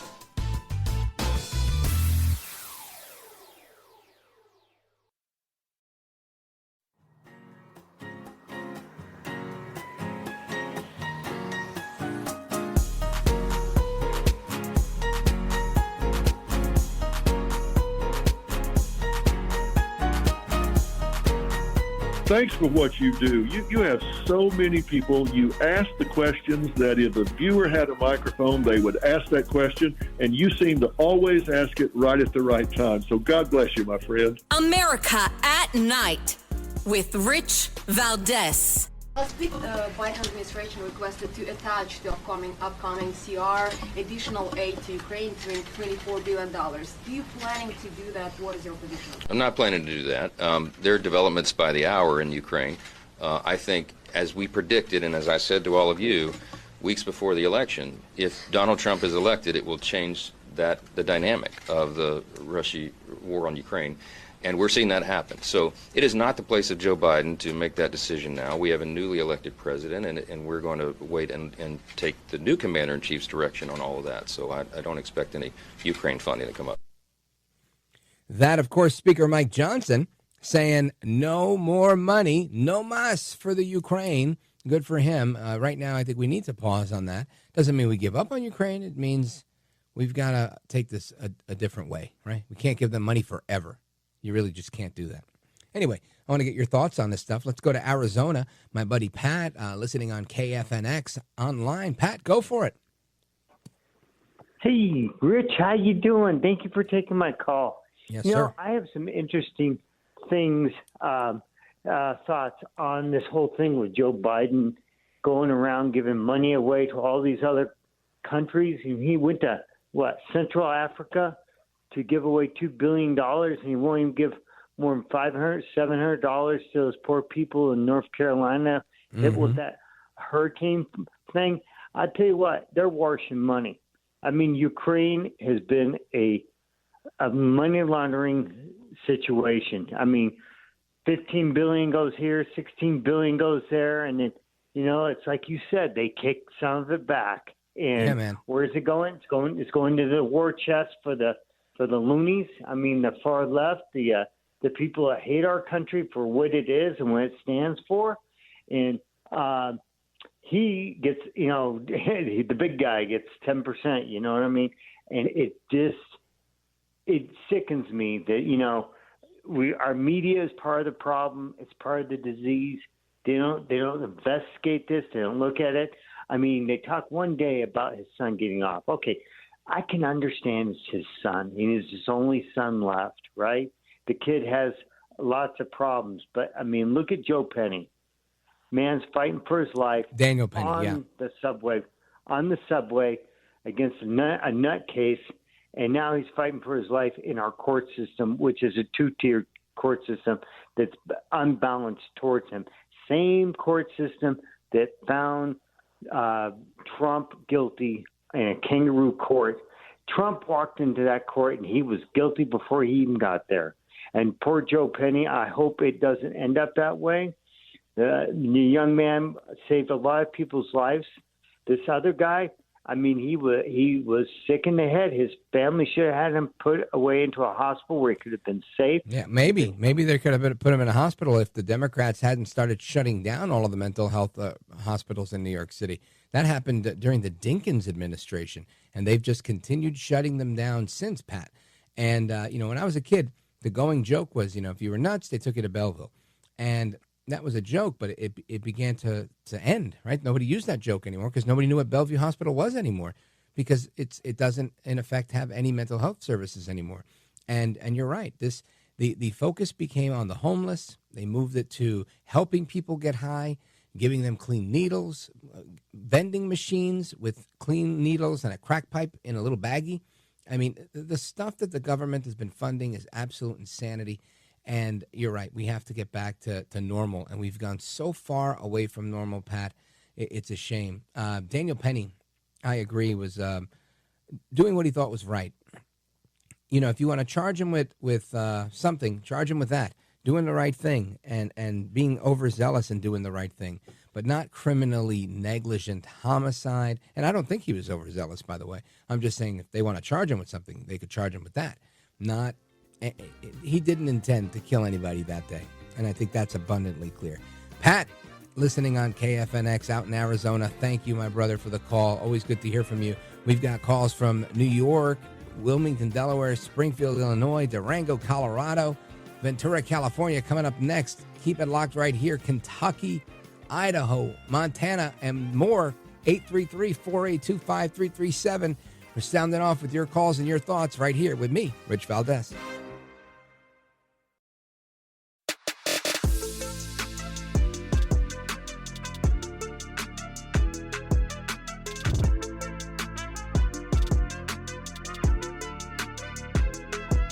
Call now, 833-4VALDEZ. That's 833-482-5337. 833-4VALDEZ. That's Valdez with an S.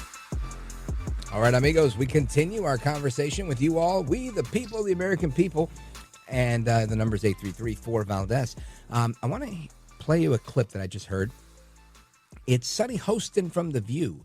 And Sonny Hostin from The View frames this whole CEO murder thing in an interesting light. Listen to this.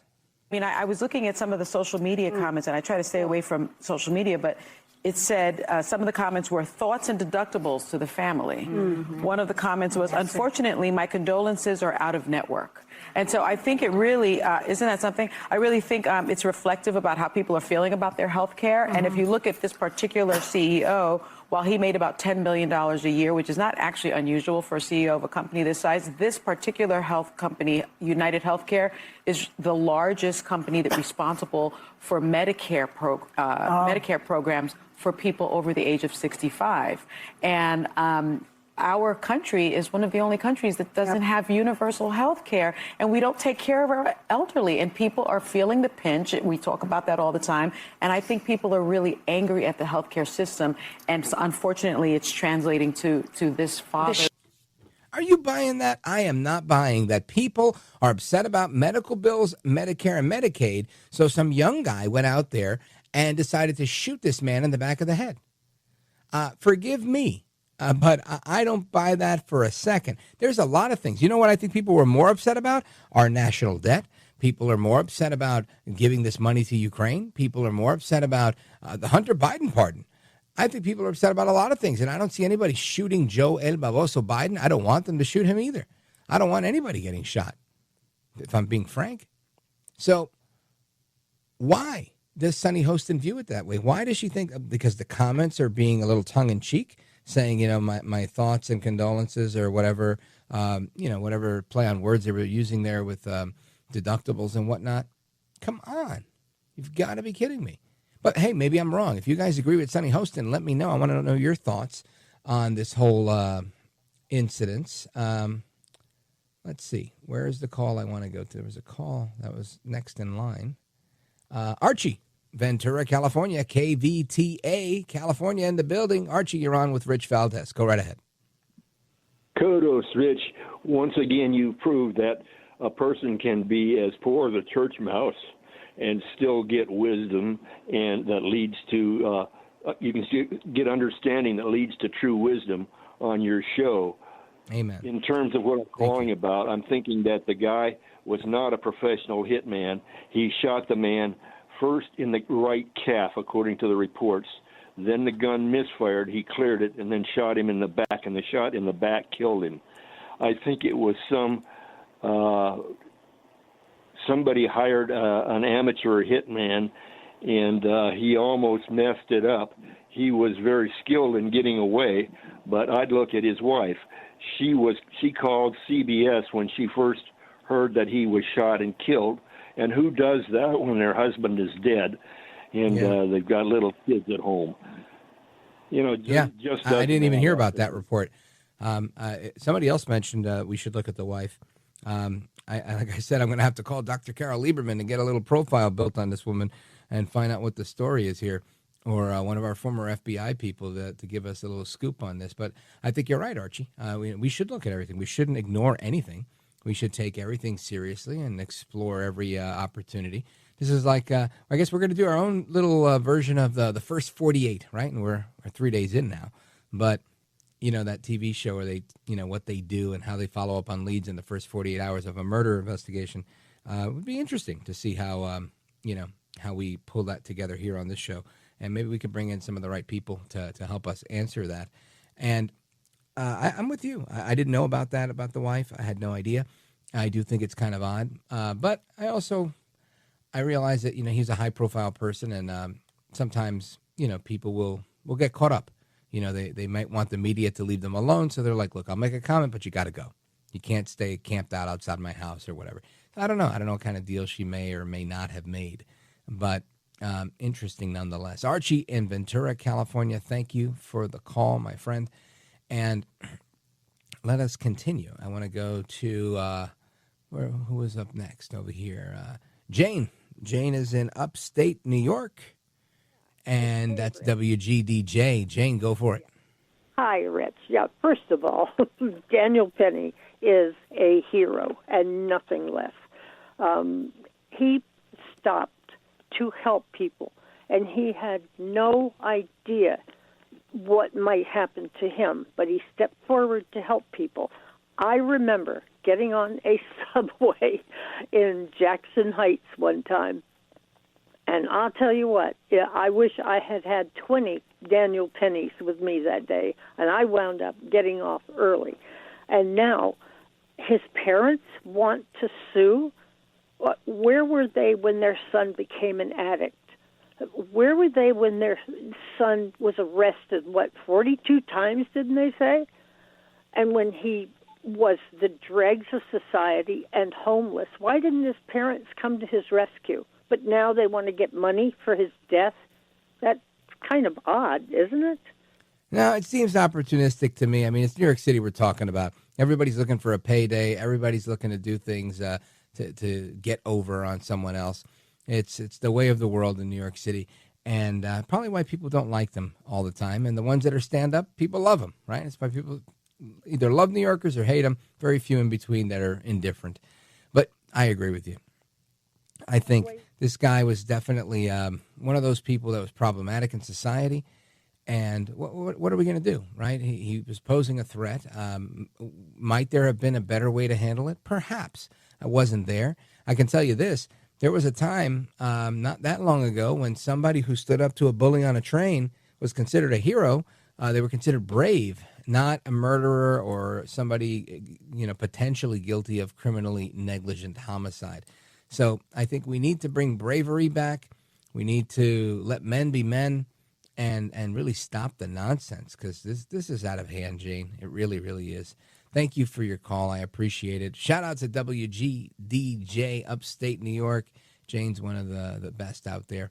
And let's continue. Let's go. Where do we go? David, Bowling Green, Kentucky. WXVW. Go right ahead, sir. I'm going to chime in on my 2 cents on that. I feel like the being a hero situation, I try to make it to where that they want you to be afraid of being a hero. Yep. With things like this going on, you might get sentenced to jail for your entire life. So the ones that want to make this country bad, they want to show that there's consequences like that for being a hero when it shouldn't be that way. Yeah, there should be a parade for him. So I'm with you. There should be a parade for him, and the reason why is because, and I really, again, I have faith in the system a little bit, faith in humanity a little bit, and it's those two little bits of faith that I have in things that I probably shouldn't have faith in that make me think this. And here's my thought, David. I believe that it would be very, very bad for society overall if Daniel Penny were to be found guilty of something and sent to jail for a long time. Why? Because it would discourage people from being good Samaritans. And that's in effect what he was. And we have laws on the books encouraging good Samaritans. And the idea that somebody steps up to be a good Samaritan and is going to be held accountable for that is it goes against what we as a society just believe. And that's the reason we have Good Samaritan laws on the books, because there were some people that were like, hey, you did CPR on me and you broke my ribs, you cracked my sternum, I'm suing you. And we had to create these laws to say, you know what, we're going to protect these people that are out here being first responders because, whether it's first responding in a medical situation or otherwise, like Daniel Penny did, because otherwise they won't do it. And that is the beginning of the fall of a society, I would suppose, when people no longer care to help, when the welfare of the general public is not everyone's concern, when the greater good and your fellow man's well-being is of no consequence, no import. You're just like, no, I'm not getting involved. I'm just going to watch this guy terrorize these people. What kind of society do we live in if that becomes the case, David? I can't help but think of like when Antifa had all the riots and stuff going on with Black Lives Matter, and people not being able to step up and be a hero in like that kind of a situation.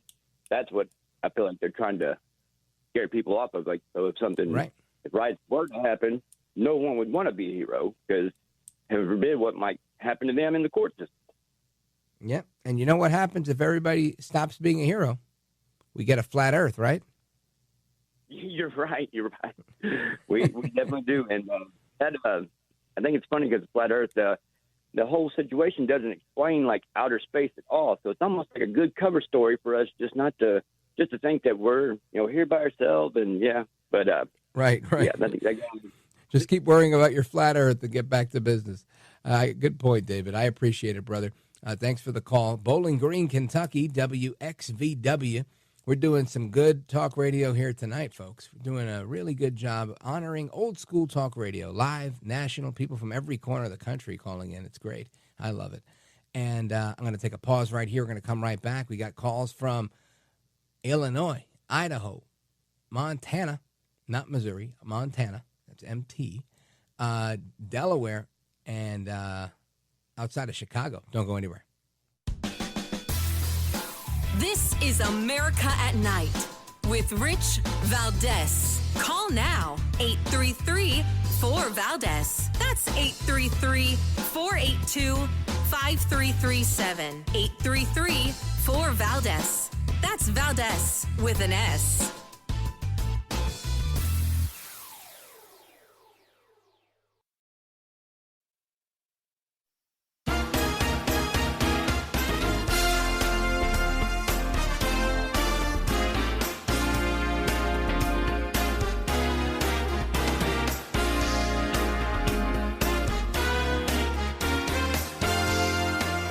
This is America.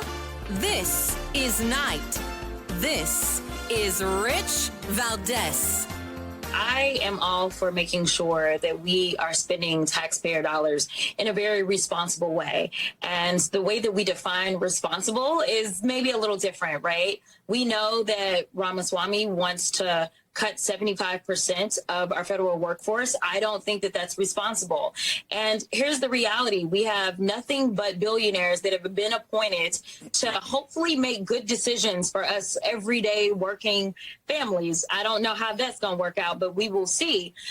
But why isn't that we're having a conversation about what it takes to actually bring in more revenue, right? And what it would look like is that these people that have now Hold on been a second. put into... Hold on. All right. I was going to try and let this, it's not even a long cut. I was going to let the whole thing play, but I can't. And the reason I can't is because she's saying a lot of stuff, and you got to check her on this. First of all, this is Jasmine Crockett, my new favorite, least favorite congresswoman from Texas. And Jasmine Crockett is saying what we should be focusing on is bringing in more revenue. Excuse me, ma'am. What do you think this is? Twitter? SpaceX? Tesla? That's his job, to make money. The Trump organization, they're supposed to make money, right? I have a little partnership in a jewelry company, Matthias Jewelers. Guess what? We're supposed to make money. When you're in the government, you're not supposed to make money. You're there to manage money. There's a big difference. What do you sell? What do you produce, Ms. Crockett? That you should be getting more revenue. Revenue from what? You're talking about taxes. You want to raise taxes and print cash. Quantitative easing, as Barack calls it. You want to keep taking money out of my kids' pocket, food out of their mouths, right? Because you're taking money from me, someone that earned it. I do my job and I earn money. The government doesn't earn a thing. So this idea that we need to raise more revenue, a.k.a. take more of your money, take more of the money of we the people, tax more of your money. She should be ashamed for saying, but she's not ashamed because she doesn't understand this. This is well over her head, clearly, because some people truly believe that it's the government, that they are some sort of clearinghouse. They are smart and we are stupid. They decide what we do. She's mad that the billionaires are deciding for us working families. I got news for you, folks. Working families is on every single one of your ballots when you go to vote. Those are commies. Half of the people in the Working Families Party call each other comrade. Why do you think that is? It's because they're commies. That's why. They are very sympathetic to communism. If not, straight up hammer and sickle loving communists that believe that the state is the end all be all. Worshiping at the altar of Karl Marx. No, thank you, Miss Crockett. Go ahead, play the tape. Position or have been at least put up to be put into position, maybe they should start paying their fair share. We can start right there. Instead of looking for cuts to things such as PBS or looking for cuts to Stop things right there such again. Hold on, PBS. Listen to me. So now she's saying that we should, Elon Musk, she's saying, should pay his fair share, as if Elon Musk isn't paying tax. And because he makes more money than the rest of us, that he should pay my tax bill? He should pay her tax bill because he made more money? We should punish him for succeeding? The warped thinking of the left is destroying us. This is evidenced by the current state of affairs. Just look at the balance sheet from 3 seconds before Biden took over to right now, where he's 3 seconds away from leaving. And you tell me which balance sheet looked better. Everybody and their mama knows which one looked better. That's why they voted for Trump again. They didn't vote for Trump because of his good looks, his fantastic hair, and his great jokes. I mean, some people did, I'm sure. They voted for him because life was better. Life was better for most Americans, every race, every color, every creed. Most people did better, including the people that don't like wars. We had less of them. He didn't start any. He literally got nominated for a Nobel Peace Prize for the Abraham Accords. We were pursuing world peace, or at least peace in the Middle East. And that's not a pun or a cliche. You've got to be kidding me, Miss Crockett. I would love for her to come on the show. I'm going to make sure our people send her a very formal invitation, because I would love to sit for an hour and have a real conversation with her and just figure out where do you get these ideas from and why do you think they're right? Anyway, play what's left in the cut. As SNAP benefits, or looking to make sure that we cut down on the workforce for Social Security, or maybe even cutting back on Social Security. Maybe we should start with making sure that we. I've heard enough. One call before we go to the break. Let's go to Pete, Peru, Illinois, WLS. Go for it. Hello, Mr. Valdez. Hello, Pete. Is that Quickly. you? All right, Pete. Yeah, thanks for the call. Hold on right there. We're going to take a break. We're going to come right back. This is America at Night with Rich Valdez.